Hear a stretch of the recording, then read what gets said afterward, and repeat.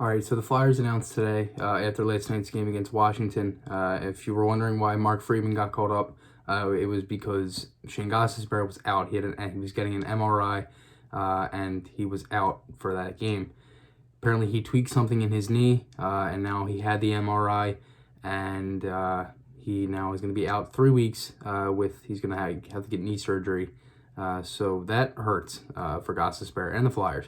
They're now down two defensemen. Justin Braun, he's also out until after the All-Star break. He should be back on the 31st against the Penguins, which is actually, I'll be at that game. It's going to be my first road game of this season. But off that note, it kind of stinks for the Flyers. They now have two of their... I like both of these players. I think they're both good players. I don't think Gostisbehere's played to his full potential. I have liked what Braun has brought physically. Penalty kill, I think he's been good. He's been solid all season for what they gave up for him. I still go back to that trade in which they never really got rid of the second-round pick, but we have to live with it. I did like the trade itself, but I just didn't like them giving up the second-round pick.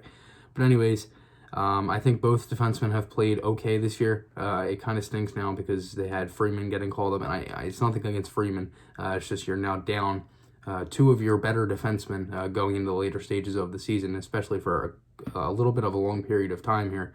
So Gostisbehere should be back around the first couple days of February. He's supposed to have surgery on January 14th, and then he's 3 weeks from there. So do the math. It's around the first couple days of February. But also the Flyers sent down Vorobyev. They called up David Kase. I absolutely love that move. I thought Kase played great in his call-up. I saw his first NHL goal live. I thought he was a stud in that game. He played really good with Frost and Voracek, and I hope they put him on a line with Voracek again because I thought they both had chemistry. They're both from the same country, so I can see why there's a little bit of chemistry there. As for Vorobyev, I didn't really think he did much when he was up here.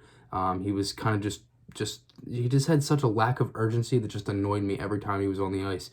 He just, like, his other two line mates, whether it was Pitlick and Raffle, Stewart, Andy Andrioff, like, there was just so many guys that he played with that just showed a lot more heart and hustle than he did, and I think that's why he's just been struggling and kind of staggering at this AHL, NHL point. I'm kind of wondering if he's going to go down because really he's done everything in the AHL. Like, he's one of those guys that's basically proven everything in the AHL, but just struggles at the NHL, and I don't know if he's going to go to the KHL or what. We're going to have to see what happens there. So the Flyers have a couple tough games coming up.